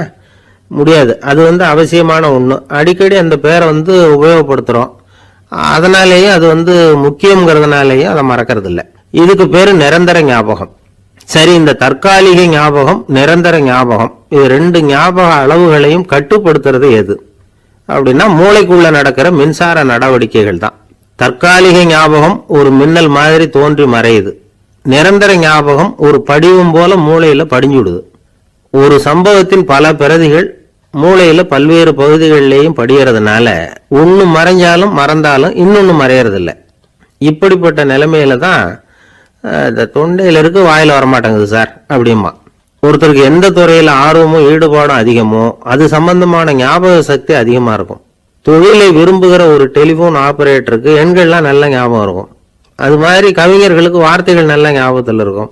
இது ஒரு பக்கம் இருந்தாலும் ஒரு மூளை எண்களை விட எழுத்துக்களை விட படங்களை ரொம்ப சுலபமா ஞாபகத்தில் வச்சுக்குது. புரிஞ்சுக்கிற தன்மை, அனுபவம், புத்தி கூர்மை இது கூடி குறையிறத பொறுத்து ஞாபக சக்தியும் ஏறும் இறங்கும். இப்போ உதாரணத்துக்கு ஒரு பையனுக்கு படிச்சது எதுவும் ஞாபகத்தில் இல்லைன்னா அவன் அதை சரியா புரிஞ்சுக்கலன்னு அர்த்தம். இந்த மறதிங்கிறது எந்த சமயத்துல ஒரு பிரச்சனை ஆகுது தெரியுமா? உங்களுக்கு வேண்டியப்பட்ட ஒருத்தரை ஞாயிற்றுக்கிழமை சாயந்தரம் சரியா 5 மணிக்கு கடற்கரைக்கு வர சொல்லிவிட்டு அந்த நேரத்தை மறந்துட்டா அது பரவாயில்ல, வர சொன்னதையே மறந்துட்டாதான் நிலைமை மோசம்னு அர்த்தம். இப்படி இருந்தா இது சிகிச்சை எடுத்துக்க வேண்டிய நிலைமைங்கிறத புரிஞ்சுக்கணும். ஆமா, இதுக்கும் மருந்து இருக்கு. ஆனா மூளை குறிப்பிட்ட அளவுக்கும் கீழே இயங்குறப்போ இன்னொன்னு சொல்லுவாங்க, இந்த நியூரோ டிரான்ஸ்மிட்டர் அப்படின்னு சொல்லுவாங்க.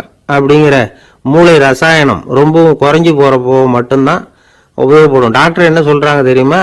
மூளையை பொறுத்த வரைக்கும் அதுல ஞாபக சக்தி அதிகமா உள்ள மூளை, மறதி உள்ள மூளை அப்படின்னு ஒண்ணும் கிடையாது அப்படிங்கிறாங்க. நினைவு வச்சுக்கிறதுக்கு பயிற்சி அளிக்கப்பட்ட மூளை, பயிற்சியற்ற மூளை அப்படின்னு வேணும்னா சொல்லலாம் அப்படின்னு சொல்றாங்க. அதனால நம்ம ஞாபக சக்திங்கிறது நம்ம கிட்ட இருக்கிற பயிற்சி, முயற்சி இதை பொறுத்து தான் அமையும். ஒருத்தர் ஒரு பென்சிலை எங்கேயோ வச்சுக்கிட்டு தேடிக்கிட்டு இருந்தார். அப்புறம் என்னமோ தீவிரமா யோசனை பண்ணி அதை ஞாபகப்படுத்தி பார்த்துக்கிட்டு இருந்தாராம். எதிரில் உட்கார்ந்து இருந்தவர் சொன்னார், பென்சிலை தானே தேடிட்டு இருக்கீங்க, அது உங்க வலது காதில் இருக்குது சார் அப்படின்னாராம் அவரு.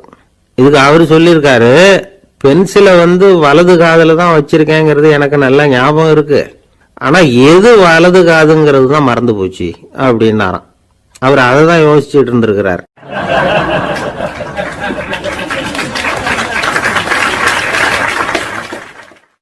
காலை நேரம், கடற்கரை ஓரம், காலை வீசிக்கிட்டு கையை வீசிக்கிட்டு ஏதோ சண்டைக்கு போற சிப்பாய் மாதிரி எல்லாரும் நடந்து போயிட்டு இருக்கிறாங்க. நடைப்பயிற்சி. அதுல நமக்கு தெரிஞ்ச ஒருத்தர் எதிரில் வந்தார் ரொம்ப வேகமா. என்ன சார் வாக்கிங்க அப்படின்னு கேட்டோம்.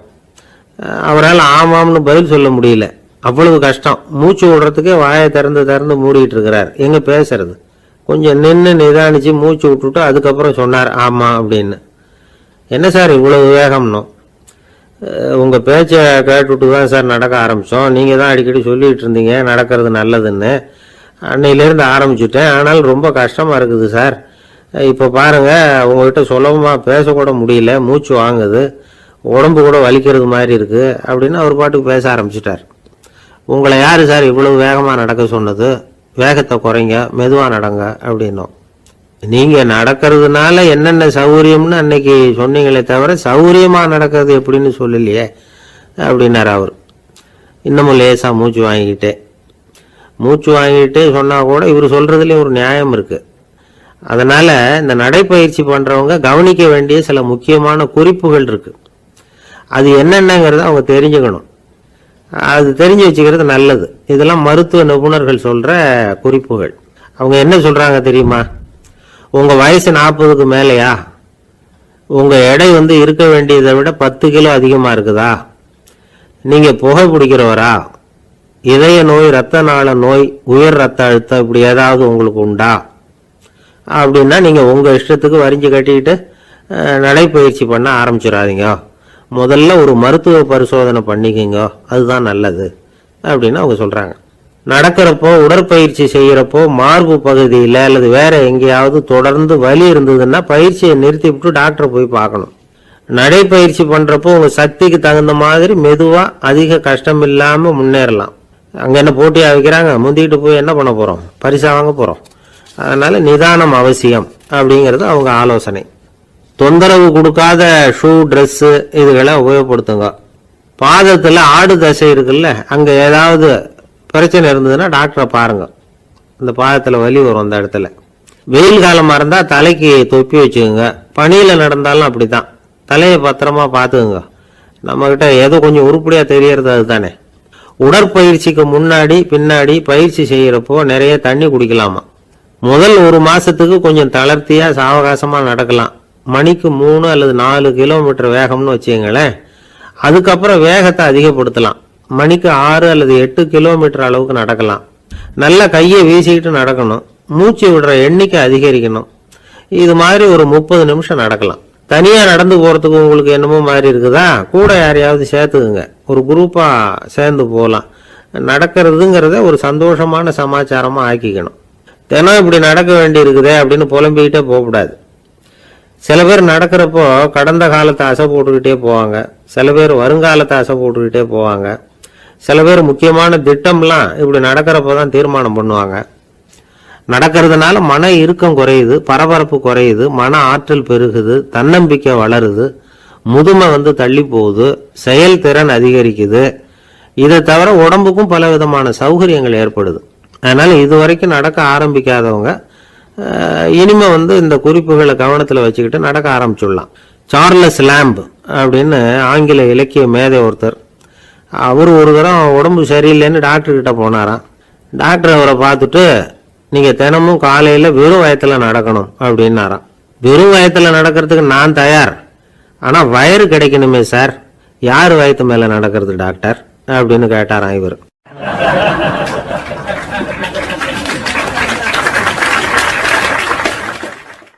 எனக்கு ஒரு உதவி செய்யணும் அப்படின்னு நம்மளை பார்த்து ஒருத்தர் கேட்குறாருன்னு வச்சுங்களேன். உடனே நாம் அவரை பார்த்து என்ன உதவின்னு கேட்போம். இதுதான் சராசரி மனிதர்களின் இயல்பு. ஆனால் ஒருத்தர் எனக்கு ஒரு உதவி செய்யணும் அப்படின்னு கேட்ட உடனே என்ன உதவின்னு கூட கேட்காம சரி செய்கிறேன் அப்படின்னு ஒத்துக்கிறது இருக்கு பாருங்க, அது கொஞ்சம் அபூர்வம். அந்த காலத்தில் ஒருத்தர் இருந்தார். அவர் எப்படி தெரியுமா, உதவி கேட்குறவங்க நல்லவங்களா கெட்டவங்களா அப்படின்னு கூட பார்க்கல, தனக்கு நன்மையா தீமையா அப்படின்னு கூட பார்க்கல, உதவி செய்கிறேன்னு புறப்பட்டு விட்டார். அவர் யார் தெரியுமா, அவர் தான் நல சக்கரவர்த்தி. அவர் மாதிரி நாமும் உதவி கேட்குறவங்களுக்கு உடனே உதவி செய்கிறதுக்கு தயாராக இருக்கணும் அப்படின்னு சொன்னார் ஒரு ஆன்மீக பேச்சாளர். நல சரித்திரத்தை அவர் சொல்லிக்கிட்டு இருந்தார். இந்திரன், அக்னி, வருணன், யமன் இவங்க 4 பேரும் நலனை பார்த்து எங்களுக்கு நீ உதவி செய்யணும், எங்களுக்காக நீ தூது போகணும் அப்படின்னு கேட்குறாங்க. யாருக்கிட்ட தூது போகணும், என்ன காரியத்துக்காக போகணும் அப்படின்னு கேட்கணும்ல. நலன் அப்படி கேட்கவே இல்லை, உடனே சரின்னு ஒத்துக்கிறான். அதுக்கப்புறம் அவங்க விவரம் சொல்கிறாங்க, என்ன உதவி, யாருக்கிட்ட தூது போகணும் அப்படிங்கிற விவரத்தை சொல்கிறாங்க. நலனுக்கும் அப்புறம்தான் புரியுது, எந்த தமயந்தியை இவன் காதலிச்சானோ, எந்த தமயந்தின் சுயம்பரத்துக்காக இவன் போய்கிட்டு இருக்கிறானோ அந்த தமயந்தியை பார்த்து தங்களுக்காக அவகிட்ட வாதாடணும், பேசணும், தங்களில் ஒருத்தரை கல்யாணம் பண்ணிக்கும்படியா கேட்கணும் அப்படின்னு அவங்க 4 பேரும் நலன்கிட்ட கேட்குறாங்க. இதை கேட்டதும் நலன் கொஞ்சம் கூட முகம் சுளிக்கல, பதட்டப்படலை. நேராக தமயந்தி கிட்ட போகிறான். இந்திரன், அக்னி, வருணன், யமன் இவங்களோட சிறப்புகளை எடுத்து சொல்கிறான். இவங்களில் ஒருத்தரை கல்யாணம் பண்ணிக்கலாம் அப்படின்னு சொல்லி கேட்டுக்கிறான். ஆனால் இதுக்கு தமயந்தி சம்மதிக்கலை. சுயம்பரம் நடக்குது, அவன் நலனை தேர்ந்தெடுக்கிறான். அந்த 4 பேரும் நலனுக்கு நிறைய வரங்கள்லாம் கொடுக்குறாங்க. அதுக்கப்புறம் இப்படி போகுது கதை. இதில் நாம் கவனிக்க வேண்டியது என்னென்னா, உதவின்னு கேட்ட உடனே என்ன உதவின்னு கேட்காம சரி செய்கிறேன்னு சொன்னான் பாருங்க, அதை கொஞ்சம் சிந்திக்கணும். செய்கிறேன்னு ஒத்துக்கிட்டதுக்கு அப்புறம் அது என்ன உதவின்னு தெரிஞ்சும் முகம் சுளிக்காமல் அதை செஞ்சான் பாருங்க, அதையும் கொஞ்சம் சிந்திக்கணும். நம்மால் ஒருத்தர் ஒரு நண்பனை தேடி போனான், எனக்கு ஒரு உதவின்னா சரி சொல்லுன்னா, இப்போ உங்ககிட்ட 2 கார் இருந்தால் என்ன பண்ணுவேன்னா உடனே அதில் ஒன்று உங்ககிட்ட கொடுத்துருவேன்னா, அவன் உங்ககிட்ட 2 பங்களா இருந்தால் என்ன பண்ணுவேன்னா அதில் ஒன்று உங்ககிட்ட கொடுத்துருவேன்னா, உங்ககிட்ட 2 பேனா இருந்தால் என்ன பண்ணுவேன்னா அதில் ஒரு பேனாவை உங்ககிட்ட கொடுக்க மாட்டேன்னா அவன். ஏன்டா அப்படி சொல்கிறேன்னா, ஏன்னா இப்போ நிஜமாவே என்கிட்ட 2 பேனா இருக்குது, அதனால் அப்படி சொல்கிறேன் அப்படின்னு நானா அவன்.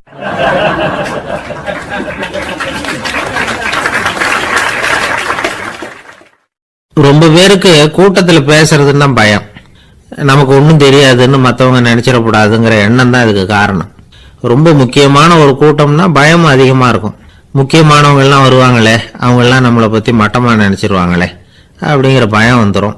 ஆனால் மேடை பேச்சுங்கிறது அவ்வளவு கடினமான ஒரு காரியம் இல்லைங்கிறாங்க அது சம்பந்தமான நிபுணர்கள். யாரும் பேச்சாளர் ஆகலாம், இது ஒன்றும் பெரிய கிஃப்ட் கிடையாது அப்படின்னு அவங்க சொல்றாங்க. நீங்க ஒரு சிறந்த பேச்சாளர் ஆகணுமா அப்படின்னா அதுக்குன்னு சில ஆலோசனைகளை சொல்லி வச்சிருக்கிறாங்க அனுபவசாலிகள். முதல் ஆலோசனை என்னன்னா, உங்க பேச்சு எளிமையா இருக்கணும். ஏதாவது ஒரு கருத்து அல்லது 2 கருத்து சொன்னா போதும். 20 அல்லது 30 கருத்துக்களை சொல்லிட்டே போகக்கூடாது. 2வது ஆலோசனை, நீங்க என்ன பேச போறீங்கிறது முதல்ல உங்களுக்கு நல்லா புரியணும். அதுக்கப்புறம் தான் அதை அடுத்தவங்களுக்கு புரிய வைக்க முடியும். எப்படி ஆரம்பிக்க போறோம், எந்த கருத்தை முக்கியமா வலியுறுத்த போறோம், எப்படி முடிக்க போறோம் அப்படிங்கிறத முதல்லயே நல்லா சிந்திச்சு மனசுல வச்சுக்கணும்.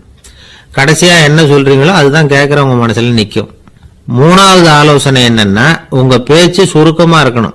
ஒரு 15 நிமிஷம் பேசுறது ரொம்ப பொருத்தம். மணிக்கணக்கில் பேசிக்கிட்டு இருக்கிறது நல்லதில்லை. 4வது ஆலோசனை, நீங்க பேசுறது உண்மையா இருக்கணும்.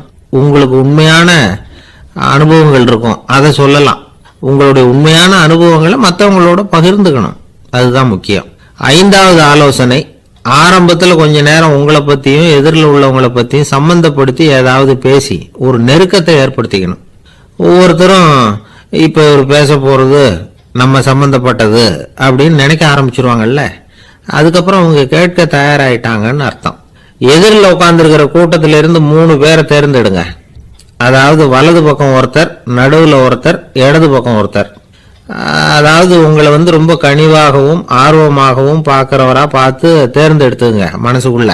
நீங்க பேசும்பொழுது என்ன பண்ணணும்னா, இவங்களை நேருக்கு நேரம் மாறி மாறி பார்த்துக்கிட்டே பேசுனீங்கன்னா நீங்க ஏதோ ஒட்டுமொத்த கூட்டத்தையும் பார்த்து பேசுறதாக ஒரு உணர்வு அது ஏற்படுத்திவிடும். 6வது ஆலோசனை என்னன்னா, சொற்பொழிவுன்னா நீங்க பேசணும், படிக்கக்கூடாது. எழுதி படிக்கிறது நல்லா இருக்காது. குறிப்புகள் வேணும்னா வச்சுக்கலாம். படிக்கிறது பேப்பர்லேருந்து வர்றது மாதிரி இருக்கும், பேசுறது இதயத்திலேருந்து வர்றது மாதிரி இருக்கும். அப்புறம் 7வது ஆலோசனை சொல்றாங்க, அது என்னன்னா, மேடையில் ஏறி நின்ன உடனே இயல்பா மூச்சை இழுத்து விட்டுங்க, இயல்பு நிலைக்கு வாங்க, அதுக்கப்புறம் இயல்பா பேச ஆரம்பிக்கலாம் அப்படிங்கிறாங்க. இவ்வளவு பேச்சு கலையில் வல்லுநர்களா இருக்கிறவங்க சொல்லுகிற ஆலோசனைகள். இதையெல்லாம் கடைபிடிச்சா நமக்கும் அதுக்கும் வெகு தூரம்னு நினைச்சுக்கிட்டு இருந்த ஒண்ணு இப்ப கிட்டத்துல நெருங்கி வந்துடும். நாம சொல்றபடியெல்லாம் அது கேட்கும். ஒரு பேச்சாளர், அவருக்கு சுருக்கமாவே பேச தெரியாது. மேடையில ஏற்றி விட்டுட்டா போதும், ஆரம்பிச்சிருவார், நிறுத்த மாட்டார், பேசிக்கிட்டே இருப்பார். ஒரு தடவை அவர் ஒரு கூட்டத்தில் ரொம்ப நேரம் பேசிக்கிட்டே இருக்கிறார். எதிரில் பொறுமை இழந்த ஒருத்தர் தன்னுடைய கை கடிகாரத்தை காட்டினார். அதை கவனிச்ச பேச்சாளர், மன்னிக்கணும், கை கடிகாரம் நான் கொண்டுகிட்டு வர மறந்துட்டேன், அதுதான் நேரம் போனதே தெரியல அப்படின்னு சொல்லியிருக்கிறார். இதுக்கு அவர் சொன்னாராம் கோபமா, ஏய்யா கடிகாரத்தை தான் பார்க்க முடியல, மறந்துட்டேன், பக்கத்தில் மாட்டிருக்கிற காலண்டரையாவது பார்க்கப்படாதா அப்படின்னாராம்.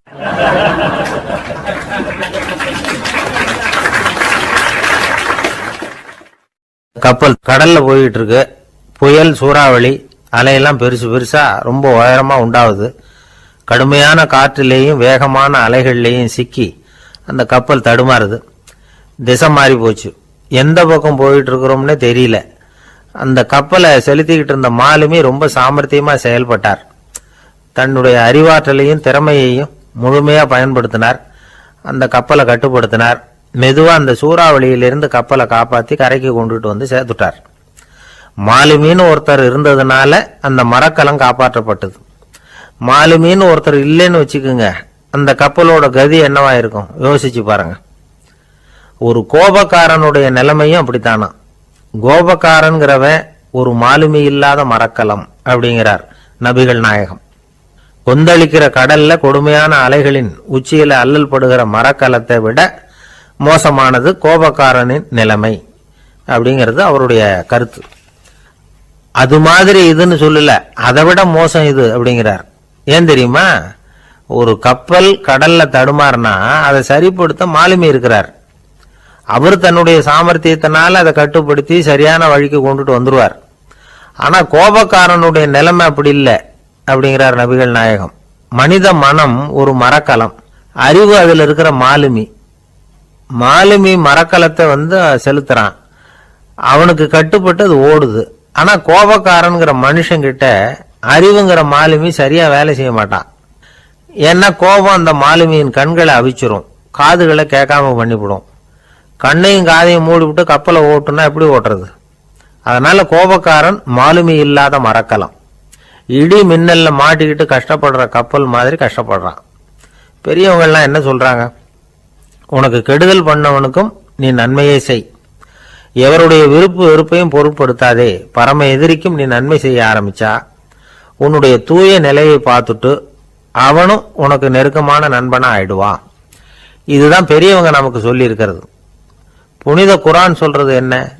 தீமையை நன்மையை கொண்டே நீர் தடுத்து கொள்ளும் அப்படின்னு சொல்லப்பட்டிருக்கு. அதுல இன்னா செய்தாரை ஒருத்தல் அவர் நாண நன்னயம் செய்து விடல் அப்படிங்கிறார் திருவள்ளுவர். செல்வந்தர் ஒருத்தர்கிட்ட ஒரு சிறுவன் வந்து ஆடு மேய்ச்சிக்கிட்டு இருந்தானா. பெரியவர் அவனை கூப்பிட்டு, நீ நேரா போய் ஒரு ஆட்டுல உள்ள ரொம்ப நல்ல பகுதி எதுவோ அதை எடுத்துட்டு வா அப்படின்னாரான். இவன் போனான். ஒரு ஆட்டு உடம்புல இருந்த நாக்கு, இருதயம், இது ரெண்டையும் எடுத்துட்டு வந்து கொடுத்தானா. பெரியவர் வாங்கி பார்த்தார். அதுக்கப்புறம் இப்ப நீ போய் இன்னொரு ஆட்டுல இருக்கிற ரொம்ப கெட்ட பகுதி எதுவோ அதை எடுத்துட்டு வா அப்படின்னாராம். இவன் போய் எடுத்துட்டு வந்தான்.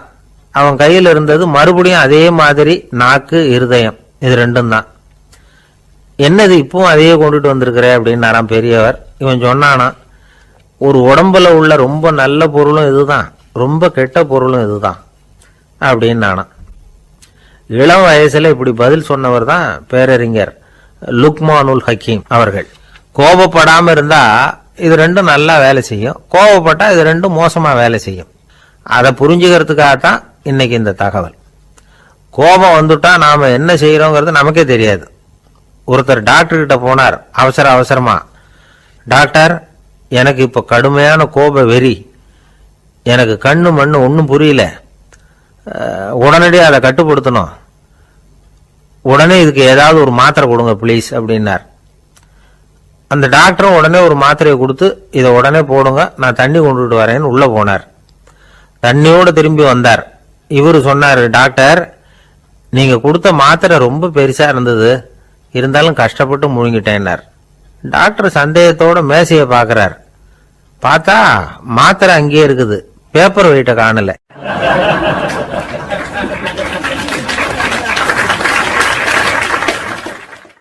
தானத்துல சிறந்தது எது அப்படின்னு ஒரு கேள்வியை கேட்டு, தானத்துல சிறந்தது நிதானம் அப்படின்னு அதுக்கு ஒரு பதிலும் சொல்றவங்க உண்டு.